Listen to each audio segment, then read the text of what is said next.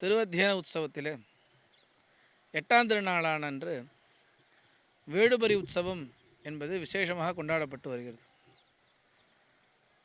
திருமங்கை ஆழ்வாருடைய அந்த சரணாகதியை உணர்த்தும் வண்ணமாக இந்த 8ஆம் திருநாள் அன்று இங்கே மணல்வெளியிலே அந்த திருமங்கை ஆழ்வாருடைய வைபவத்தையும் சேர்த்து அங்கே பார்க்கலாம்.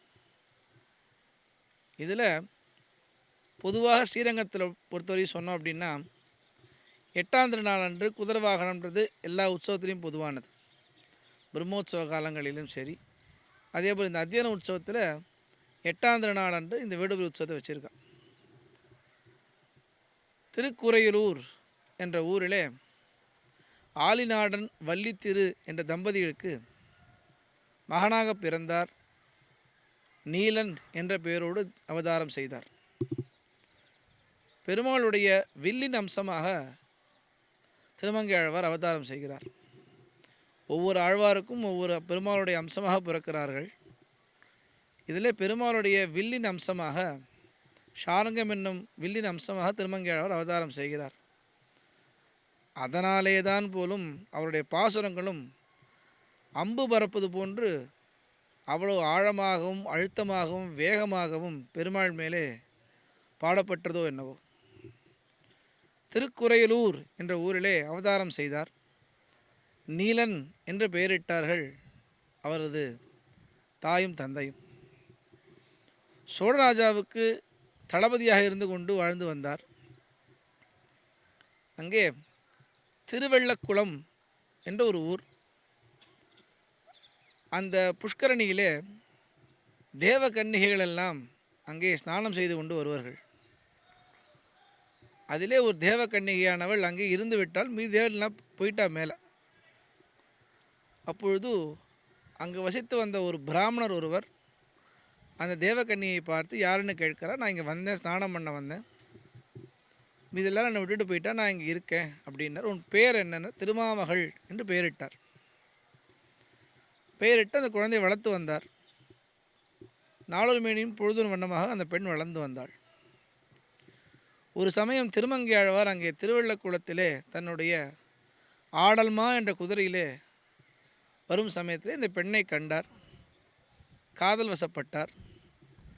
அந்த பெண்ணுடைய தகப்பனாரே பெண் கேட்கிறார். பெண்ணும் சரின்னு சொன்னான். ஆனால் 2 கண்டிஷன் போட்டான். இது எல்லாரும் தெரிஞ்சுக்கணும். அவள் இப்படி கண்டிஷன் போட்டதுன்றது ரொம்ப வசதியான கண்டிஷன். அது இந்த கண்டிஷன் நம்ம பெண்கள் போட வேண்டாம். இதில் ஏதாவது ஒரு சின்ன விஷயங்கள் நம்ம பண்ணினா போதும். என்ன கண்டிஷன் இட்டா அப்படின்னா, பஞ்சசம்ஸ்காரம் பண்ணிக்க வேண்டும், நீ ஸ்ரீ வைஷ்ணவனாக மாற வேண்டும். அடுத்தது 1000 ஸ்ரீ வைஷ்ணவர்களுக்கு ததியாராதனை செய்ய வேண்டும் அப்படின்னு கண்டிஷன் போட்டான். சரிய சிறமேற்கொண்டு திருமங்கை ஆழ்வார் திவதேசமாக சென்றார். திருநறையூர் என்ற க்ஷேத்திரத்திலே இந்த பெருமாளிடத்திலே பஞ்சசம்ஸ்காரம் செய்து கொண்டார். பஞ்சசம்ஸ்காரம் என்றால் ஆண்டாள் தாயார் சொல்வது போல ஒரு சங்கு சக்கர பொறி ஊற்றி பெருமாளுடைய சங்கு சக்கரத்தை நம்ம தோளில் இட்டுக்கிறது. 5 சம்ஸ்காரம் உண்டு. அதில் ஒரு சம்ஸ்காரம் இங்கே பெருமாளுடைய சங்கு சக்கரத்தை நம்ம தோளிலே பொறியாக ஒத்தி கொள்வது இருந்து பேர். பஞ்சசம்ஸ்காரம் திருநெல்வேலி பெருமாளிடத்திலே செய்து கொண்டார். அங்கிருந்து திருப்பி இங்கே வர திருவள்ளக்குளத்துக்கு வரார். திருப்பி இந்த பெருமாள் சொல்கிறார், பஞ்சசம்ஸ்காரம் பண்ணிட்டேன்னு சொல்கிறார். அடுத்த கண்டிஷன் 1000 பிராமணருக்கு ததியாரணை போடு. நீ 1000 பேர் ததியாரணை போடுனர். செவ்வனே செஞ்சார். 2 பேரும் கல்யாணம் பண்ணிட்டார். இந்த 1000 பேருக்கு ததியாரணை செய்வது என்பது செவ்வனே நடந்து கொண்டு வந்தது. ராஜா அவரிடத்தில் போய் ஒருத்தர் சொல்கிறார், இவர் இவருடைய பைசா மட்டும் செலவு பண்ணுற மாதிரி தெரியல, நம்மளுடைய கஜானாவே சேர்த்து காலி பண்ணுறா போல தெரியறது அப்படின்னு சொல்ல ராஜா தூது அனுப்பினான்.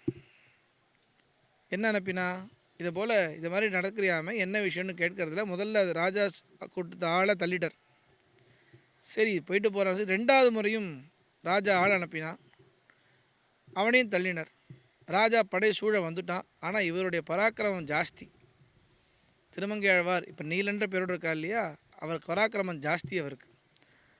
அவர் ஜெயிக்க முடியாதுன்னு தெரிஞ்சுட்டானோ என்னவோ, அவரை கொஞ்சி கெஞ்சி பேசி அவரை கூட்டு வர வச்சு, உன்னை போல ஒரு வீரனுண்டா, சரி ஏதோ நான் வந்துட்டேன், நான் நீ சமாதானமாக போகலான்னு பேசி இழுத்து அவர் கையை கட்டி சிரச்சேதம் பண்ணிட்டான். சிரச்சேதம் பண்ணதும் இந்த சிறையிலே திருமங்கையாழ்வார் இருந்து கொண்டு வரார். அவருடைய கனவிலே காஞ்சிபுரத்து தேவராஜ பெருமாள் வரதராஜ பெருமாள் கனவிலே தோன்றி, நீ இங்கிருந்து காஞ்சிபுரம் வா, வேகவதி நதிக்கரையிலே நீ கொடுக்க வேண்டிய சொத்தெல்லாம் அங்கே இருக்கு, நீ வா அப்படின்னார். உடனே தாருகா கூப்பிட்டார். ராஜாவில் செய்தி சொல்லு, இது மாதிரி எனக்கு ஒரு சொப்பனம் வந்தது. அந்த சொப்பனத்திலே வரதராஜ பெருமாள் எழுந்தருளினார். வேகவதி ஆற்றங்கரையிலே அந்த சொத்தெல்லாம் இருக்கா, அதனால் நீங்கள் எல்லோரும் என் கூட வாங்கோ அப்படின்னு சொல்ல, படையே கிளம்பி இங்கேருந்து போகிறது காஞ்சிபுரத்துக்கு. தேடி தேடி தேடி தேடி பார்க்குறா, ஒன்றும் கிடைக்கிற மாதிரி தெரியல. தாருகா சொல்கிறா, நீ என்ன ஏமாத்துறியா, அங்கேருந்து கூட்டிகிட்டு வந்து இங்கே வேலை வாங்குறியா? நான் இல்லை, பெருமாள் சொன்னார் உண்மை அப்படின்னு சொல்ல, பெருமாளே என்ன பண்ணுற, வேகவதி ஆற்றங்கரையில் உள்ள அந்த மணலை சலித்து அதுலேருந்து பொக்கிஷத்தை எடுத்துகிட்டு வந்து கொடுக்குறார். அவளுக்கும் கிடச்சிதுன்னு சந்தோஷப்பட்டா. இவளை ரிலீஸ் பண்ணால் வழக்கம் போல் தன்னுடைய பணியை செஞ்சு கொண்டு வந்தார். ஆனால் ததியானம் செஞ்சு கொண்டு வந்தார். கையில் பணம் இல்லை. ராஜாவோ கிடுக்குப்பிடி போட்டான். மெதுவாக திருட ஆரம்பித்தார். எப்படி திருடினார் அப்படின்னா, இவருக்கு 4 மினிஸ்டர் உண்டு. ஏழொதுங்குவான், தாழூதுவான், நீர்மேல் நடப்பான், தோலா வழக்கன்னு 4 விதமான மினிஸ்டர் இவளுக்கு உண்டு. இவர் என்ன பண்ணுவா, ஊர் எல்லையில் போய் நிற்பா. இந்த மாதிரி ஒரு கேங்கு போகிறது, இவன் நிறைய நகை வச்சுருக்கா, இவர் இடத்துல நம்ம கொள்ளையடிச்சோம்னு சொன்னால் அடுத்து இந்த வருஷத்துக்கான ததியாரணை பண்ணிடலாம் அப்படின்னு சொல்ல, இவர் இங்கேருந்து போவார், கத்தியை நீட்டுவார், அவளை கொள்ளையடிப்பார், ததியாரணை பண்ணுவார். இப்படியே நடந்துகிட்டே இருந்தது. திருமணங்கொல்லை என்ற ஊரில் பெருமாளும் தாயாருமே, அமிர்தவல்லி தாயாரும் பெருமாளுமே தான் ஒரு கல்யாண கோஷ்டி போல அலங்காரம் செய்து கொண்டு நித்திய சூரியர்கள் எல்லாம் பின்னாலே கல்யாண கோஷ்டியாக வந்து கொண்டிருந்தால், பெருமாளும் தாரும் கல்யாண பொண்ணு கல்யாண மாப்பிள்ளையாக இருக்கா. வழக்கம் போல் இந்த 4 மினிஸ்டர் இங்கேருந்து போகிறா, அவளை பார்க்குறா. அங்கேயும் திருப்பி திருமங்கையாழ்வார் போகிறார். எல்லாத்தையும் கட்டினார், நகையெல்லாம் கட்டினார், எல்லாம் பண்ணினார். ஒரு மூட்டை கட்டி வச்சார். காலில் பெருமாள் போட்டுருக்கிற மெட்டியை மட்டும் அவரால் கட்ட முடியல. அங்கே ராஜா அந்த மினிஸ்டரை கூப்பிட்றான், கட்ட முடியல, நீ வா அப்படின்றா. திருமங்கையாழ்வார் அங்கேருந்து வரார். பெருமாளுடைய காலில் இருக்கிற மெட்டியை கடித்து இழுக்கிறார். இழுக்கும்போது இவருடைய அழகான அந்த மிடுக்கை பார்த்து பெருமாள் சொல்கிறார், நம் கலியனோ அப்படின்னார். கலியன் அப்படின்னா அந்த person who have a structured body, அழகாக இருப்பவர். கலியனோன்னு சொன்னார். அதையும் எடுத்து கொண்டு வந்தார். அந்த மூட்டைக்கட்டியில் போட்டார். எடும் அப்படின்னார். எடுத்தால் எடுக்க முடியல. திருப்பி எடுக்கிறார், எடுக்க முடியல. திருப்பி எடுக்கிறார், எடுக்க முடியல. பெருமாளை பார்த்து திரும்ப கலியன் நீலன் கேட்கிறார், என்னையா மந்திரம் போட்டு வச்சுருக்க, என்னால் தூக்க முடியல, என்ன மந்திரத்தை சொல்லு அப்படின்னார். மந்திரம் தானே உபதேசம் பண்ணணும், வா அப்படின்னு கூட்டிகிட்டு போனார். அரசமரத்து அடியிலே பெருமாள் அஷ்டாட்சர உபதேசத்தை திருமங்கையாழ்வாருக்கு செய்கிறார்.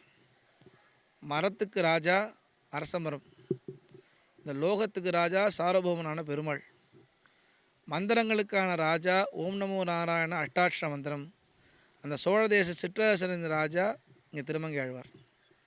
4 ராஜாக்கள் ஒன்று கூடியிருக்கா. பெருமாள் அவருக்கு உபதேசம் பண்ணினார். நீலன் கலியனானவர் அன்று முதல் திருமங்கை ஆழ்வாராக மாறினார். வாடினேன் வாடி வருந்தினேன் மனத்தால் பெருந்துயிர் இடும்பையில் பிறந்து கூடினேன் கூடி இளையவர்தம்மோடு அவர்தனும் கலவியே கருதி ஓடினேன் ஓடி உய்வதோர் பொருளால் உணர்விடும் பெரும்பதம் திரிந்து நாடினேன் நாடி நான் கண்டு கொண்டேன் நாராயணா என்னும் நாமம் என்று முதலிலே தன் பாசுரத்தை ஆரம்பித்தார். கிட்டத்தட்ட 80 திவதேசம் பாடினார். திருமங்கையாழ்வார் ஒன்று இல்லாத போனால் நமக்கு இன்றைக்கு பல திவதேசங்கள் நமக்கு தெரிஞ்சிருக்காது. மேலே சாலக்கிராமம், திருப்பிரிதி, வதிரிகாசிரமம் தொடங்கி கீழே நாகப்பட்டினம் பரியந்தம் 80 திவதேசத்தை பெருமாள் பாடினார். அத்தனை திவதேச பெருமாளையும் தன்னுடைய கவித்துவத்தாலே கலையாமி கலித்வம்சம் கவிம் லோக திவாகரம் யஸ்யகோபி பிரகாசாபிகி ஆதித்யம் நியதம் தமக. 8 எழுத்து மந்திரத்தை உபதேசம் வாங்குவது என்பது சாதாரண விஷயம் அல்ல. இதற்காக நம்ம ராமானுஜர் 18 முறை போயிட்டு வந்தார் திருக்கோஷ்டியூருக்கு. ஆனால் இவர் எப்படி வாங்கினார்? தத்விருத்தி பிரணிபாத்தேன பணிப்பிரஸ்னேன சேவையா உபதேட்சந்தி தே ஞானம் ஞானினோ தத்துவதர்சினஹான்னு கீதையில். ஒரு மந்திரத்தை உபதேசம் வாங்கணுன்னா அந்த ஆச்சாரத்தில் உட்காந்து தத்விருத்தி பிரணிபாத்தேன பணிப்பிரஸ்னேன சேவையா உட்காந்து டெய்லி அவருக்கு கால் அமுக்கி விடுறது, அவருக்கு பரிசுபகாரங்கள்லாம் செய்கிறது, அவர் கூடயே இருந்து கொண்டு வர்றது. அப்படி ஞானத்தை கற்றுக்க வேண்டிய ஒரு ஞானத்தை வாழியனோ மாயோனை வாழ் வழியாள் மந்திரங்கோள் மங்கையர்கோன் தூயோர் சுடர்மானவேல், வாளை நீட்டி வாங்கினாராம் அப்பேற்பட்ட பராக்கிரமுடைய திருமங்கையாழ்வார். இவருக்கு நாலுகவி பெருமாள் அப்படின்னு பேர். சதுஷ்கவி பிரதானாய பரகாலாய மங்கலம் அப்படின்பா. விஸ்தார கவி, விகடகவி, மதுரகவி, ஆசுகவின்னு 4 விதமான கவி, 4 கவி பெருமாள்னு பேர். நாயிகா பாவம் என்ன, தாண்டவம் என்ன, இப்படி அழகான தமிழ் சொற்களை இங்கே பதித்து நம்ம சாரங்கபாணி கோயில் போனால் திருஎழுக்கூற்றழுக்கைன்னு இருக்கும். அழகான ரதத்திலே பெருமாளை பற்றி திருமங்கையாழ்வார் பாடியிருப்பார்.